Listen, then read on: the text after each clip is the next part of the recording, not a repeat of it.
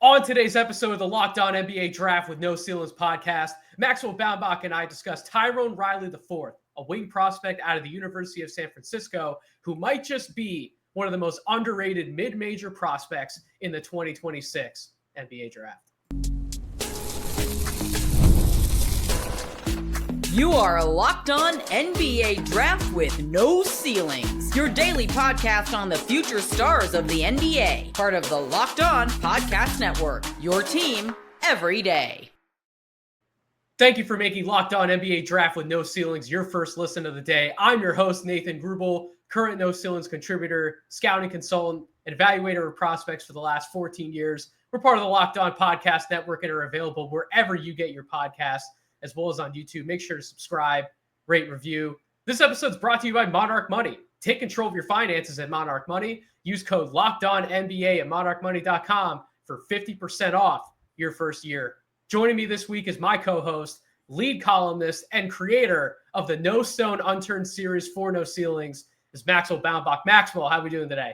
I'm doing spectacular. As you said, this is my beat, my groove is these under the radar sleeper prospects. And today we're talking about a good one who has a very strong argument to perhaps be the best long-term mid-major prospect in all of college basketball.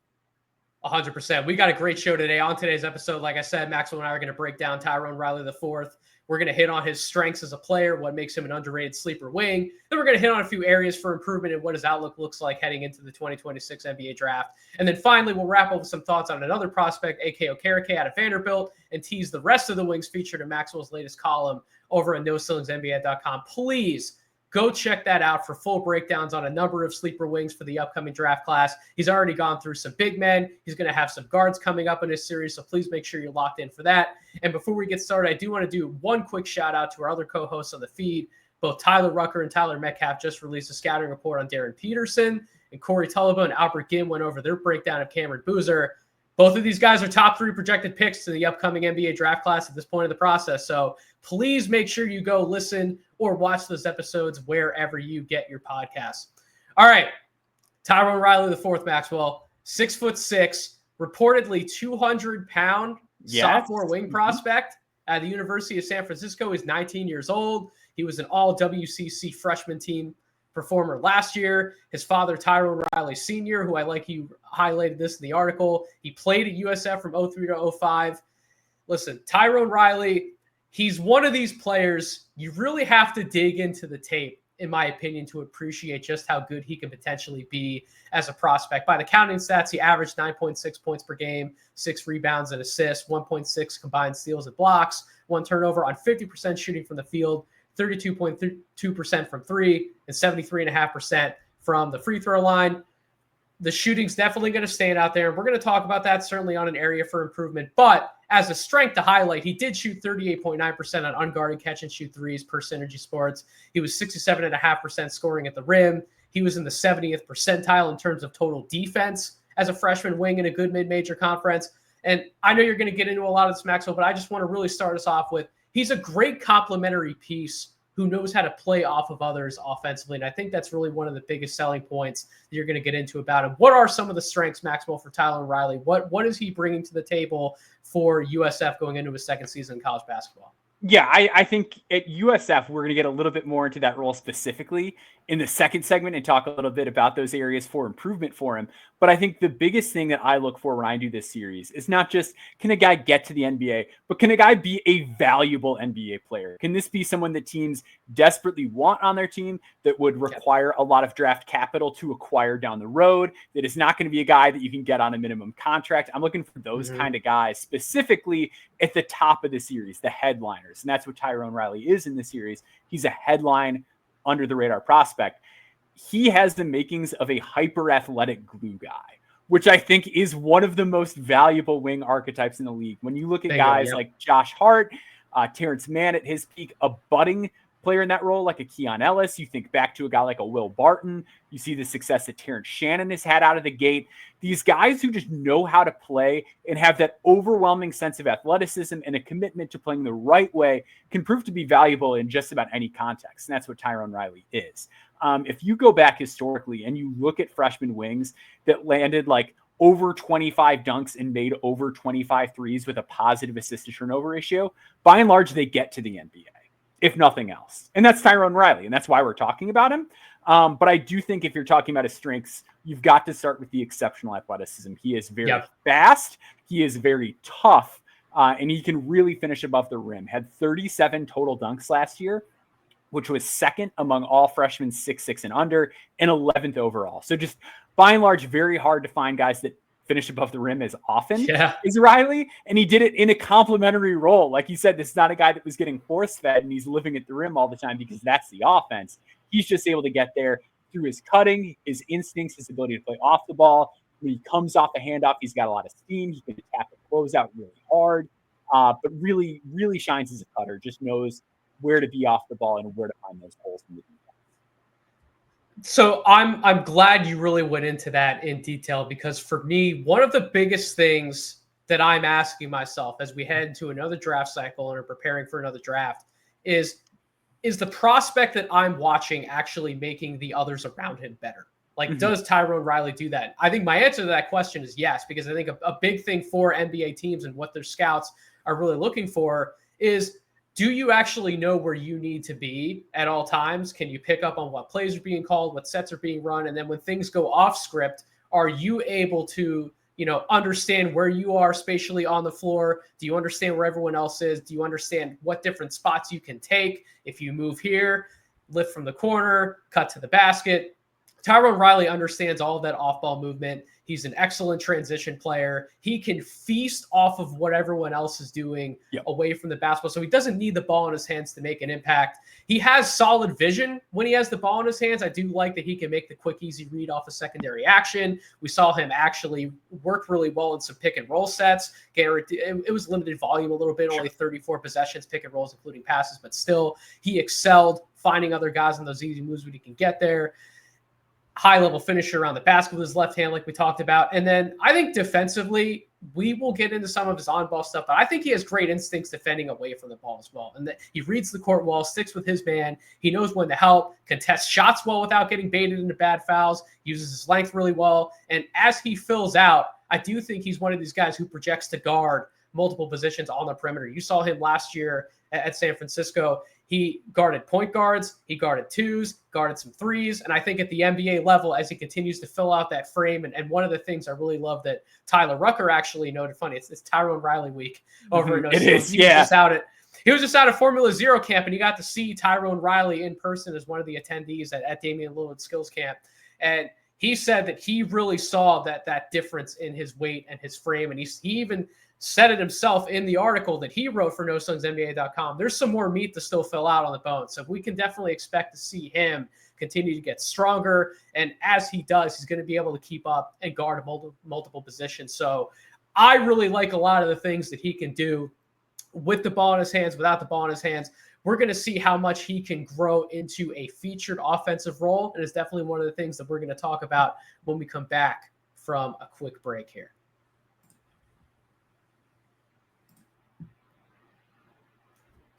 Most people can't name all their financial accounts or even where they're worth, whether it's 401ks, properties, or investments. And when you don't have the full picture, you can end up leaving money on the table. That's why there's Monarch Money. It's an all-in-one personal finance tool that brings your entire financial life together in one clean, easy-to-use interface on your laptop or your phone. Monarch does the heavy lifting for you. You can link all your accounts in the minutes, see clear data visuals, get smart categorization of your spending, and finally feel in control of your money without ever touching a spreadsheet. I, for one, am trying to manage multiple long-term goals like paying off my car, making a dent in my mortgage, saving up for my wife and I's first dog, as well as a few other improvements around the house. With Monarch Money, my wife and I can establish a budget and easily strategize around making sure our short-term bills are taken care of without sacrificing our long-term financial goals. Don't let financial opportunities slip through the cracks. Use code LOCKEDONNBA at monarchmoney.com in your browser for half off of your first year. That's right, 50% off your first year at monarchmoney.com with code LOCKEDONNBA. Thank you for making Locked On NBA Draft with No Ceilings your first listen of the day. Moving into our second segment, as we've been teasing Maxwell, we wanted to highlight some areas of improvement for Tyrone Riley, as well as what his future may hold in the 2026 NBA draft class. We did a good job at outlining why he is definitely a premier mid-major prospect, someone who can be a complementary wing, one of those signature archetypes that the NBA teams are looking for. What are some of the things that he's definitely going to have to work on to reach some of that potential and put himself in conversation for the 2026 NBA draft? Yeah, the biggest thing is he's just going to have to show that he can play with a bigger offensive burden and be comfortable with it. San Francisco, by and large, they play an NBA sort of style. It's a lot of 5 out. It's a lot of ball movement. It's very free flowing. They generally feature a lot of players who they trust to make decisions with the ball. It's always just a high feel, smart, intelligent team that runs a lot of good stuff. With that, Riley was really able to, like we said earlier, to feast off the work of others, right? So his overall usage rate last year was like below 17. He had a very low usage rate. There are going to be a few things that are going to really pop up. The first is we want to see him shoot more threes. Volume was okay for a freshman wing last year, like just over 5 attempts per 100 possessions, but only 32.2%. He wants to get to the high 30s. Coach Chris Gerlofson told me when I interviewed him for the article. That's obviously a great goal to have. Shot can be a little bit of a moon ball at times. Mechanically, though, I think it's pretty good. It's a consistent shot. His little bit of lead foot in front, which is totally fine, very common. High release point on it. He didn't make the contested ones last year, but I tend to buy that more when guys have the higher release point than when they don't. So I'm pretty optimistic about that. And then, like you said, it was small sample size on pick and rolls. He has some shiftiness. He has some juice on the go. He can pick up those low-hanging fruit types of reads as a decision maker. The question is going to be, can he truly break down a defense when it's him up top and it's, 10 seconds left on the clock and he's got to be the guy to create that shot, whether it's for himself or somebody else? Is he capable of doing that? That's something that we're going to have to see. And then continued weight onto the frame. This is a guy who was 180 pounds when he got to campus. Coach Gerlofson said he's put on about 17 pounds since he got there. But still, even in spite of that, he had like a defensive rebound rate over 17 and offensive rebound rate over 7. He's so active, monster man. He's so on active. the glass. He's so physical. So if he can add weight, think about there's a real chance he could develop into a lockdown defender. But really, so much of it for me, like you said, I trust the off-ball defensive instincts. I love how he took on tough assignments at the point of attack defensively. It's really how far can he go offensively? Can he hit more threes? Can he be more assertive from 3? And can he show that he can do more as a playmaker than just feasting off those second side actions? Because even if that's what the NBA role is, most of the guys that do that in the NBA were the primary in college. Can he be that primary? 100%. I wrote down 3 things specifically, Maxwell. I want to get into them with you. 2 of them, I didn't see you necessarily write about them, but I know that you watched a ton of Tyrone Riley going into your piece and preparing for the interview. So I just want to get your thoughts. But you mentioned the jump shooting. Like I said at the top, he hit almost 39% of his catch and shoot looks uncontested. But if there's a defender in his vicinity, he did tend to rush through his upward motion and he missed some shots off target. When he gets that second to gather himself, I do still think he needs to give a little more bend and power up through his lower body to not leave some of those shots short. That's definitely something he can work on. So you and I are in agreement about the 3-point shot, but I don't think that any of those things are outside of the realm of possibility for him to ultimately improve upon and get himself to that 34, 35, 36% mark on decent volume from 3 in college, which if he can do that, that's already a nice green light for NBA evaluators that he's going to come in and be able to shoot the ball. 2 things that I just want to ask you about quickly. Yeah. So when we talk about some of the on-ball responsibility, he's very, very left-hand dependent. Yes. Was that something that you definitely noticed on tape? Do you think there's a little more to explore with his right hand? You think he's going to be able to go to some of that a little bit more? The reason why I ask is because he was a very high-level finisher around the basket, almost 68%. He was only 4-14 on runners. And I thought that a big part of that was some of the angles he took. He only gave himself room to try and finish with his left hand. I think if he would have taken some different angles, maybe trusted his right a little more, that percentage would have skyrocketed, meaning he would have been an even better at-rim finisher than he already is, which we talked about his athleticism, his springing ability. He can get up off 1-2 feet. He can challenge guys, can finish over guys. So it's not necessarily an issue for him at the basket, but we mentioned, dribbling, navigating through pick and roll sets, tight spaces, and on some of those runners. You think he can get to that right hand a little more this year? I do. The guy who I mentioned earlier that's funny, like the reason I didn't touch on this in the article is actually because of Terrence Shannon, who is the guy who received a lot of similar criticism early on in his college career, was he was very dominant to one side. And a lot of that is true of Tyrone Riley as well. The reason I didn't focus on it too much is because I think it's something that he can kind of get away with a little bit at the college. Okay. I think it's something that he can improve over time. But I do think as he grows into a primary role, it's certainly a thing that the better teams that they play in the WCC will try to exploit. But I don't think it's the end of the world. But I agree with you that it is an issue and that it's something that's going to need to be ironed out over time. But I think we've seen guys in this mold do that. So it's something I'm fairly comfortable projecting, reaching a point where it's not problematic. I agree with you, and I think it would be much more of a drawback if he wasn't as good instinctually away from the ball, cutting, finding gaps in the defense and transition. Like those types of guys who can actually create those advantages for themselves tend to skate by and maybe avoid some of those things a little bit until they get to a certain point at the NBA level where it's like, okay, put up or shut up time. You got to show me a little more here on the basketball. But the other thing I wanted to ask you about was his on-ball defense, particularly in pick and roll. I did notice he settled a lot going underneath screens, which can be a lethal sin against some of the better off the dribble shooters at the NBA level. I don't think it's an awareness thing. Like he knows where opposing screeners are. He has good spatial awareness, but as he gets stronger, I do think there needs to be more of an assertiveness from him to fight over that screen because he has the mobility, the length, and the verticality to recover and contest shots. Like for my money, like when I was going back and watching his tape, he was one of the better freshman wing jump shot contesters. Yeah, that totally. they actually got some a little bit on tape with. So do you think that can be an area for growth for him? Is that something he can show a little bit more of this season? Because defending in pick and roll, we know, Maxwell, that can come back to bite you if you can't do it at the NBA level. Yeah, and I'm intrigued because I feel like so many college players just sort of default to going under, which is tricky because it's like not that way in the NBA. But I think it's something we see a lot in college. I agree. I think that's something that's got to come along. I do think he has like the flexibility to do it. He's not one of those guys who's like very athletic run jump, but stiff laterally. Like I think he has the hip flexibility, the footwork.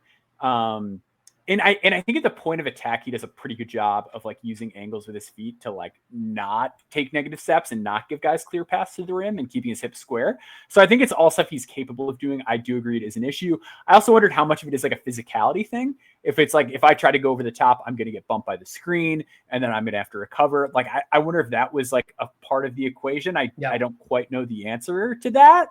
But I do agree it is something he needs to work on.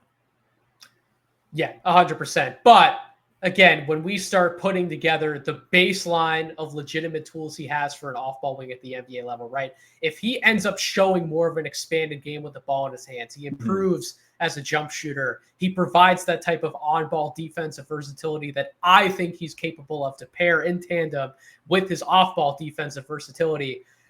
I think there's a world where he becomes the type of talent that forces his way into first round conversations, as he does kind of have that budding two-way skill set. And if he does, I think it would be very interesting to start hear his name, all of a sudden he's in top 40 conversations and top 35, then he cracks the first round, then maybe he's on the verge of top 25, top 20 territory. Where do you think his stock would ultimately have to land to get us to a point where we're talking about him not only declaring for the draft, but staying in the draft? It's tricky because San Francisco is nothing to slouch at from an NIL perspective. And like he went back there, he had high major offers. He entered the portal and had plenty of schools after him, and he chose to go back there. So clearly the coffers are not barren at San Francisco. With what we just saw from Yaxel Lendeborg, though, like I think a lot of guys, it's going to take a ton to convince him to stay in. And my gut probably says first round. But this is also a player who has a real loyalty to this program, family ties to this program. I could see a world where he stays at San Francisco. I could also see a situation like we saw with a Cedric Coward or Jalen Wells, where they're loyal to this mid-major coaching staff. They've played themselves into a position to get to the NBA, and they feel pretty good about just going where they're going. So I think anything could happen. I do think even if it doesn't all come together this year, because when you break it down, like we are asking for a lot. We're asking for increase on ball usage of shooting jump. We're asking for a lot, but I also don't think it's outside of the realm of possibility is what you and I landed on over text message. Yeah. Yes, he's a very smart, instinctual player with outrageous athletic tools. So this is very much on the table. I think he could get there this year, but I think even if he doesn't, like to me, this is a guy that I think has first round pick written all over him, whether it's now or in 2 years. I'm telling the audience right now, Maxwell, you and I, we talk to a lot of NBA scouts. We talk to college coaches. We talk to agents. I can promise you this was a player that Maxwell and I, not only we were talking about ourselves, I was getting questions about Tyrone Riley in like November, December. I was doing some research on it, putting some stuff together. So like this is a guy who's very firmly on NBA radars. We told you now, do not be surprised if he's one of the top breakout candidates, as he is arguably the best mid-major wing prospect that we're going to be talking about through this upcoming draft cycle. When we come back on the Locked On NBA Draft with No Ceilings podcast, we're going to do a quick breakdown on some of Maxwell's other top sleeper wings, including Vanderbilt's A.K. Kareke. Stay tuned.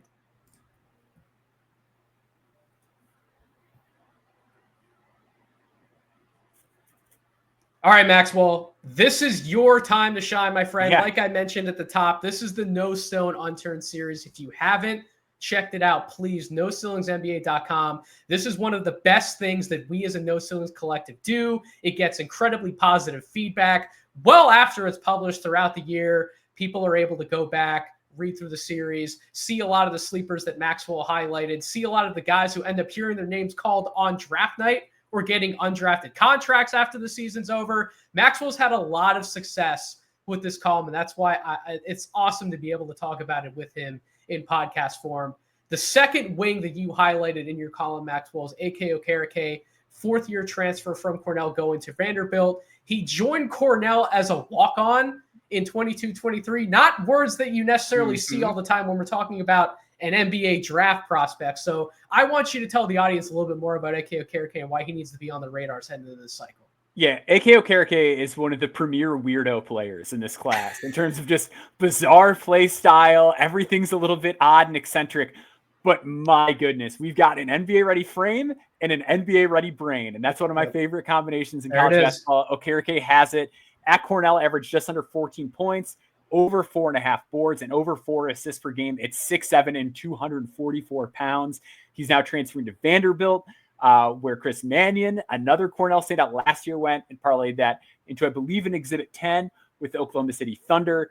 So this is a program that is tailor-made for defensive playmakers who've got a lot of feel.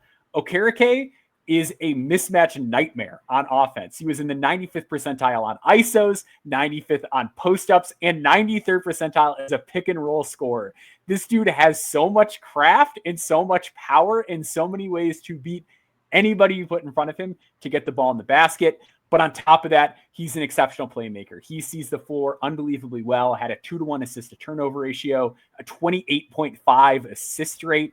And defensively, what more can you ask for? He's got a big, thick body, does a great job of playing opponents off his chest, bullies people into dribble pickups all the time, navigates screens a little better than you might think for a dude that large, and had good defensive playmaking metrics. He knows where to be off the ball, stays vertical around the basket, can get into passing lanes, can get into handles. It's all here except the shot, unfortunately.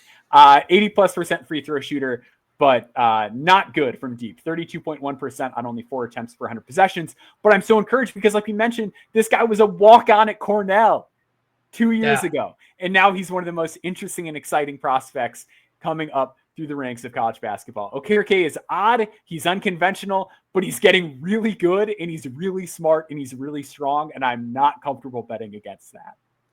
He rated good to excellent per synergy across all play types on offense, which is certainly something that you don't say that all the time about NBA draft prospects, let alone someone who's so far off the radar as Kareke is. He was 36.6% on catch and shoot threes, 42.3% on jumpers off the dribble inside the arc, 69% finishing at the rim on excellent volume, 98th percentile on 58 pick and roll, including passes possessions, that speaks to that funkiness you're talking about, that blend of power and craft. He had one move that I watched in particular when I was checking out some film before we did the show. He decelerated into a Euro step and just did a beautiful finish around the basket. He's built like a linebacker. He honestly, his frame reminds me of Bryce Sensabaugh. Yeah.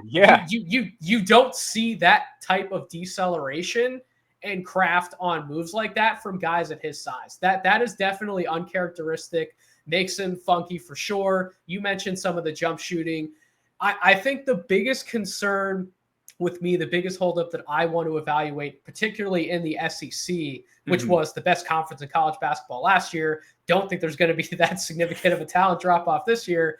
His feet were a little heavy on both sides of the ball. I think that is something that can certainly get him burned, particularly on the defensive end. But, and I'm curious, this is probably going to be your rebuttal, is that his instincts in terms of how to utilize his length, how to position himself, guys bounce off of him, and then he has such good hands. Yeah, I think he can make up for it a little bit, but the feet to me, and I think you also talked in the piece a little bit about you want to see some more rebounding effort for him. Yeah, talk to me about those two things. Yeah, the rebounding needs to come along because like right now he's a guy who can't shoot and you can't play him. It's like in like a quote unquote double big lineup. It's like a 4 because he doesn't rebound. And it's one thing to be like, oh, maybe, you know, circumstance fit or whatever. I don't care, man. If you're in the Ivy League and you're that big, you got to rebound. Like, sorry. Like, guys, look at John Konchar's defensive playmaking metrics in college and then come back to me and tell me that it's fine. Like, guys that are playing mid-major leagues dominate across the board. Kareke did not rebound as well as he should have. I agree with you on the feet. I think where I'm encouraged is I generally give guys more leeway when the feet are heavy if I'm convinced they can routinely win the bump battle. If there's someone who can win just by using their chest and using that physicality, I'm a little bit more lenient with the feet. And I also wonder, because he is like an odd late bloomer, I do wonder if he's a guy that you could almost like slim down a little bit or just get him in a different strength and conditioning setup. And then maybe the feet come along. Maybe I'm giving him too much the benefit of the doubt on that front. But I do think there are avenues to improvement and paths to stay above water, even if it's not the most ideal thing in the world. I'm going to toss this one out as a very quick long shot because I know that you mentioned the shooting isn't necessarily up to this guy's level. Is there any chance we might see some sort of breakout similar to what we saw from Kobe Brown before he entered the NBA? Because that's a name that's a good crossed my mind a little bit. Yeah, I think he's like a lot slicker than Kobe Brown. But I think like that's the mold. I think the other thing is too, he's not as bouncy as Jonathan Mobo, but I do wonder if because he didn't play in like the play types where you get dunks, if like he can get at least a little bit closer to that perception wise. He doesn't move as well as him. But I do think he's a lot stronger. And I think that could like functionally lead to some interesting outcomes. So I do wonder if the Kobe Brown shooting leap happens, like we're talking about a first round pick. 100%. So I do want you, Maxwell, to wrap up the show. Just quickly tease some of the other guys for the audience that they can expect to see when they go back and read your column on NoCeilingsNBA.com. Yeah, Joseph Pinion out of South Florida, a 6'5", 3-and-D sniper, outrageous shooting profile, took almost 15 threes per 100 possessions, but also exceptionally quick and really fast off the floor. So we got a ton of steals and blocks, like real deal 3-and-D stuff from him.